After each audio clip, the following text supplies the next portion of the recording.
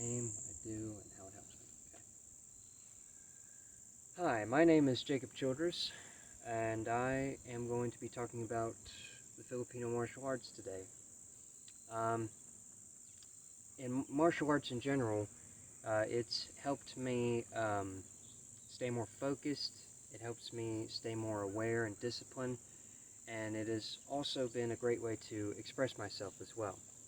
And I encourage those who partake in physical sports to maybe take a class or two of martial arts, see what you think, because you never know when you're going to face danger around any corner.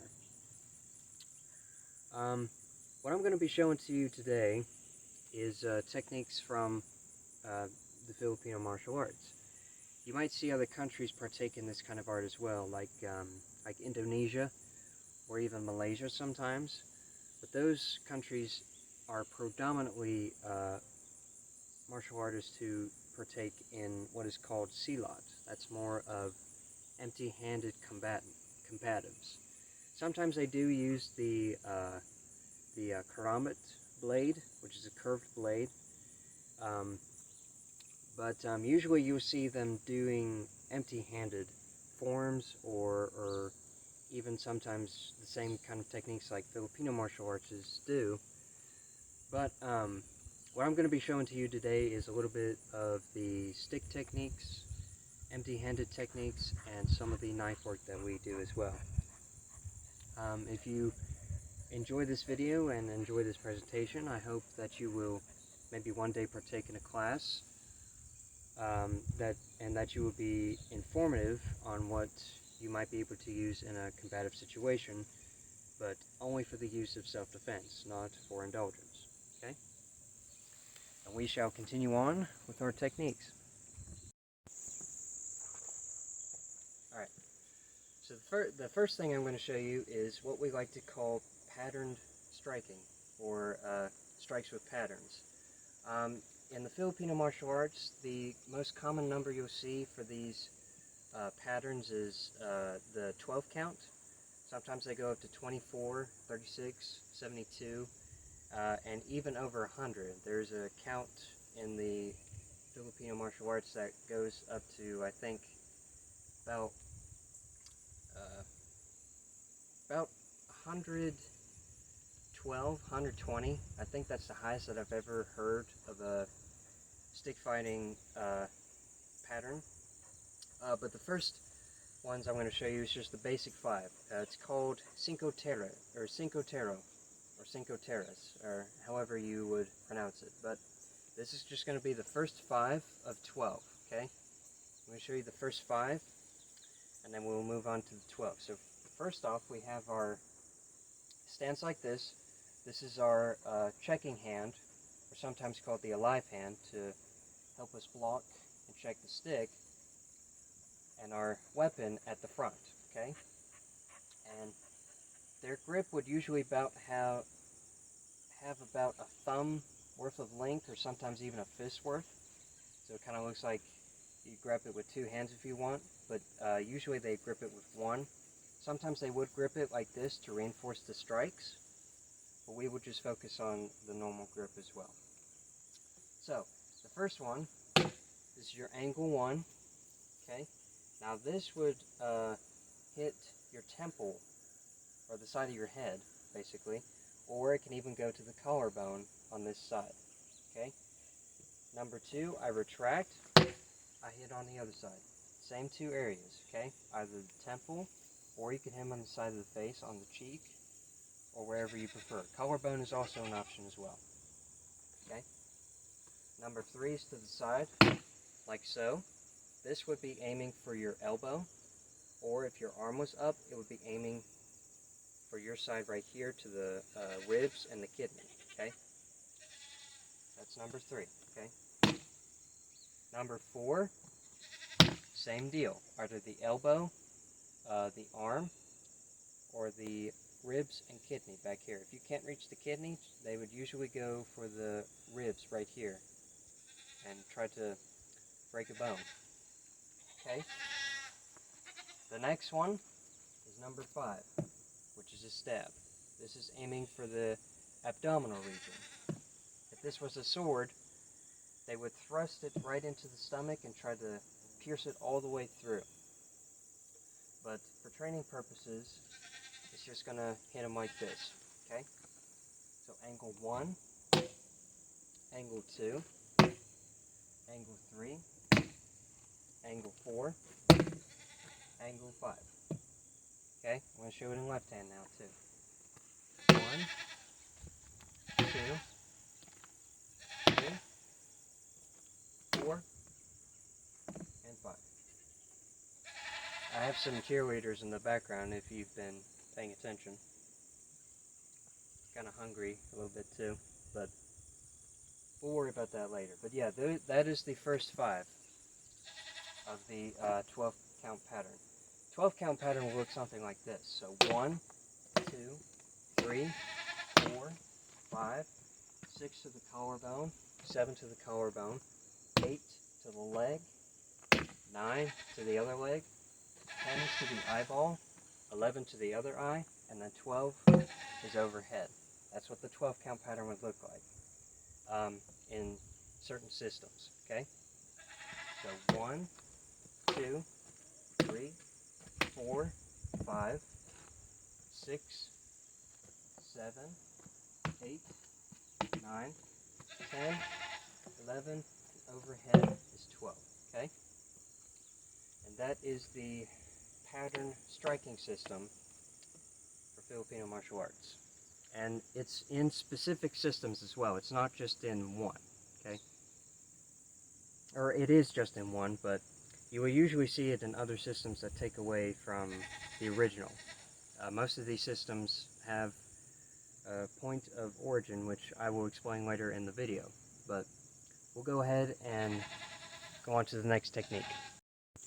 Okay, so the next technique I'm going to show you is based off the first 2 strikes of these 12 strike pattern that I showed you. Okay, so we're going to do our angle 1 and 2. Okay, now our first 2 strikes, angle 1 and 2. All right. Now, later on I'm going to show you the empty-handed version of this as well. But for now, it's just angle 1 and 2. This first angle is to strike, and this second angle is meant to counter, okay? So say if this person blocks, and then he comes in for a strike. This is my retaliation, okay? This is my counter. So you have 1 and 2. Alright, it works the same way in the left hand as well. So this is your angle 1, and this is your angle 2. It's just going to be in backwards, is all it is. Depending on which hand is your dominant hand, it'll feel more fluid. But if you can train in both hands with these kind of techniques, then you'll be pretty proficient.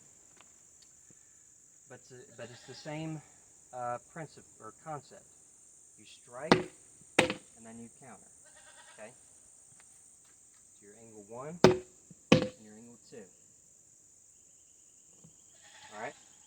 Now, I want to show you the same way with empty hand. Now, this is not something you would see in an actual fight or any kind of combative situation, but it's the same principle. So it's angle 1 and angle 2. And this is with the hammer fist, okay? So it's angle 1 and angle 2. This is from the empty-handed portion of the Filipino martial arts as well. It's called Panantukan, or dirty boxing. You might be familiar with it because it has been showcased in combat sporting events like boxing and MMA. But this is the hammer fist portion of the Panantukan, okay? But it's still 1 and 2, okay? And these are just regular strikes. It doesn't have the same concept or principle as the stick does. Because with the stick, it's just strike and counter. But with the hammer fist, it's just strike, strike. Okay? Same thing on the other side. Strike, strike. Strike, strike. And you can use a little bit of footwork with it as well, but they usually don't do this kind of strike anyway. But that's just an example of the correlation between empty hand and weapons training. You can also double it up with 2 sticks as well. So say that you go for a 3-count pattern on one side. This is what we call Heavenly 6. So it's 1, 2, 3. Okay, this number 3 is your counter.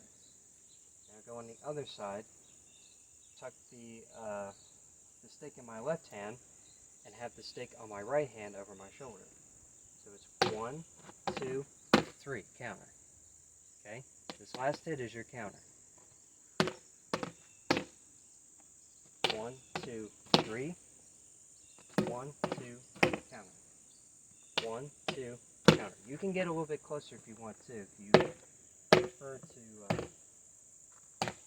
prefer that, or if you prefer to have it longer range, like I was doing, that works too. And then you can also do it at medium range, just like this. That's with double stick, or what the Filipino martial artists call sinawali. Okay, the training with 2 weapons. Now I'm going to show you the empty-handed version, which is basically just hammer fist. But it's the same thing. It's 1, 2, 3. 2 strikes on one side, and then a hammer fist right there. Okay. 1, 2, 3. 1, 2, 3. 1, 2, 3. 1, 2, 3. It's basically the same thing.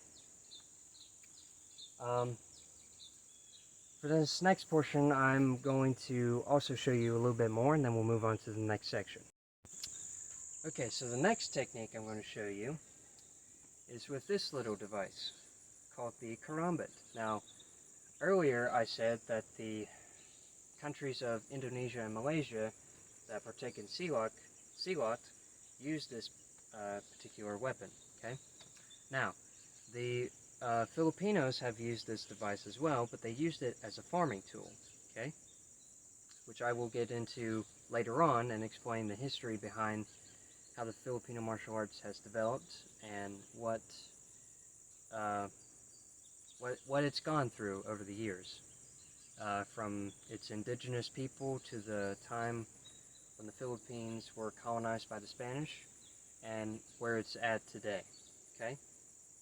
But first, I'm going to show you a technique called the gunting. I don't know if you can see it. It's a dull trainer. It's not the real thing. Okay? I'll kind of unfold it as well.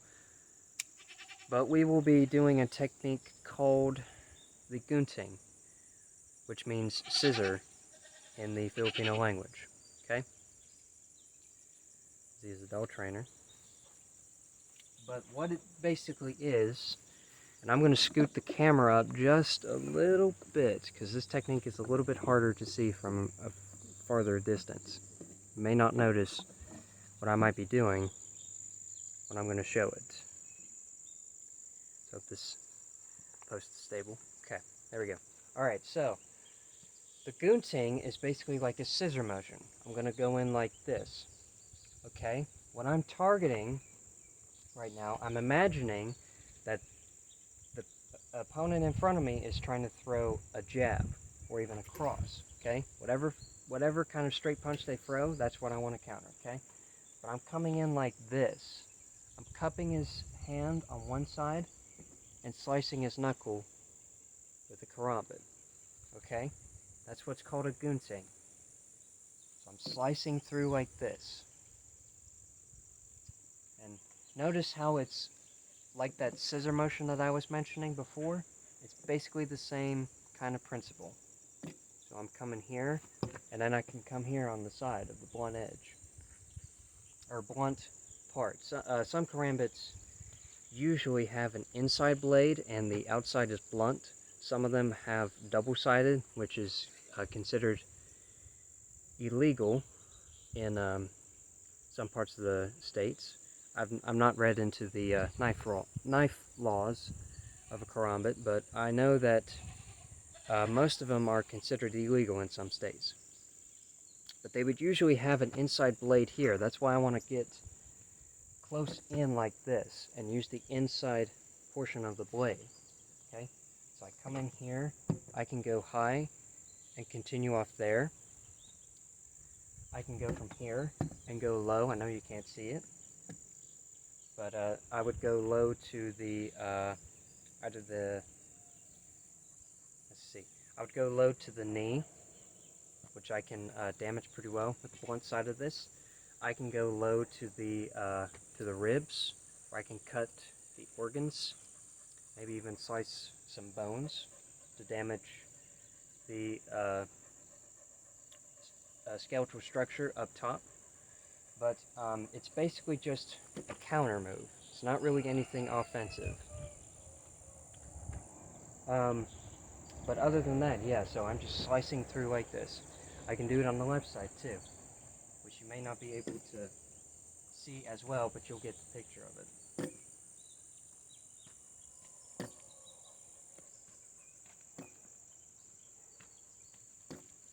Okay, and that is what's called the gunting. Empty-handed version, they would have guntings that go on the outside of the counter, of the either the straight jab or the straight cross, okay? And it would look something like this. It's like a parry block almost, but I'm using the edge of my knuckles to hit a pressure point on the tricep, which I don't think I'll be able to show it clearly, but they're aiming for the tricep right here, okay? See if I can straighten out my muscle. I know I'm not showing it the best way I can, but they're basically aiming for that tricep. So I go here, and then if I wanted to, I can counter with an elbow and continue from there, and then finish off the opponent without being scathed, okay? But yeah, so this is what's called an outside gunting.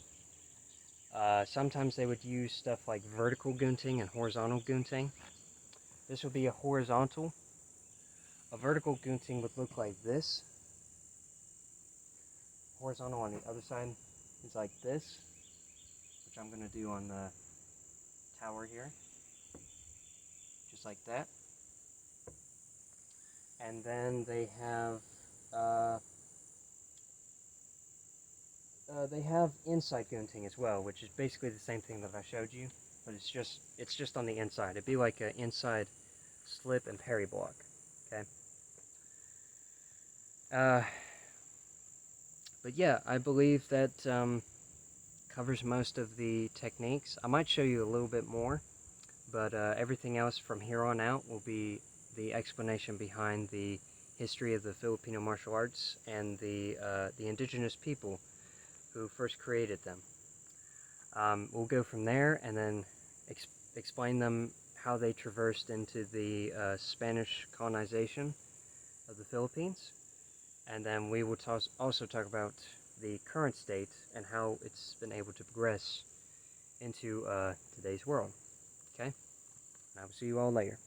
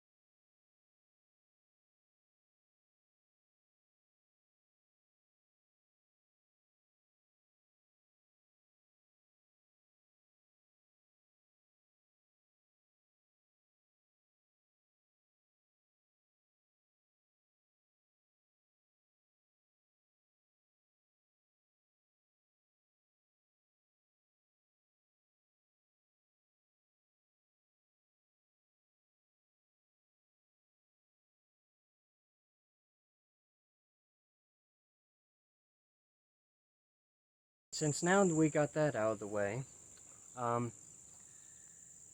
the conclusion that I have personally saw that the Filipino martial arts is like no other martial art that you would ever come across. It has some of the most extensive knowledge of any kind of techniques that you could ever come up with, from the forms, the empty hand fighting that I showed you, some of the stick fighting that I showed you as well. It has a lot of techniques in blocking and checking. It has a lot of techniques in disarms, a lot of techniques in so many other areas. It's quite an extensive knowledge to have, and is also very privileged thing to have as well. I'm very thankful that I've traversed into this kind of knowledge, and I'm thankful that I've also have taught others the same thing. I've not had many people come up to me and say, hey, I would like to learn this, or I'd like to learn that, but I have not posted much about my training, but I hope that this little demonstration will be informative and have you be more interested in taking martial arts. And like I said earlier too, you may never know when danger will come around the corner and you not be aware of your surroundings and be sucker punched in the face, or even stabbed with a knife or shot with a gun, okay? Because a lot of that stuff can happen in today's world. And I do hope that you will partake in maybe a martial arts class in any kind. It doesn't matter, whether it's judo, Brazilian jiu-jitsu, Muay Thai, karate, doesn't matter. Or you can even partake in the Filipino martial arts like I have, and I hope that you will learn something from them, and that you will enjoy also maybe taking it more seriously as well, and kind of research into the art as much as I have, which I've done years and years of research on at this point. But I also want to show the art as much as I can, and I feel like through this assignment that I'm able to continue this mission of spreading the Filipino martial arts to people who may need it, or people who would like to take it as a hobby, however you wish. But it's a good way to get your energy up. It's a good way to get motivated and disciplined. It's a good way to be more aware of your surroundings, and it's also a good way to express yourself as well. But yeah, I hope that you enjoy, and if you have any questions, please feel free to ask me, and I will try to answer them the best way I can. And to sum it all up, the techniques in the what I do and what martial art I partake in, the techniques that I've shown you, and the history behind the Filipino martial arts as a whole, I believe that you will be able to become something more than what you are right now, whether that might be someone trying to suppress their addictions, whether it be alcohol, drugs, any kind of negative activity that might impact you in a very bad way. And I hope that you stray away from that kind of stuff, and I don't want to have anyone do those kind of things, even though there are people that do that sort of thing, but it's not my place to say what they should and should not do. I'm not their parent, I'm not their father, and I'm certainly not their guardian either. But I do pray that they will maybe take time to reflect on the decisions they made and try to make a better life. Okay? Lastly, I hope that you have enjoyed this video, and I want you to stay positive. I want you to soak in the information that has been presented to you. I may not be the best speaker, or the best presenter, or maybe even the best teacher. I don't know. But I want you to stay brave, be strong, and keep moving forward. That's the best thing you can do right now, is to endure through the trials and tribulations of this world, and that you will become a better person than what you are right now. And that's the best thing we can hope for in this current time. But yeah, again, if you have any questions, feel free to ask me. I might leave a link to my email or Gmail, even my Outlook as well. But I hope you enjoy, and this is the end of the presentation. Okay. All right. I will talk to you later.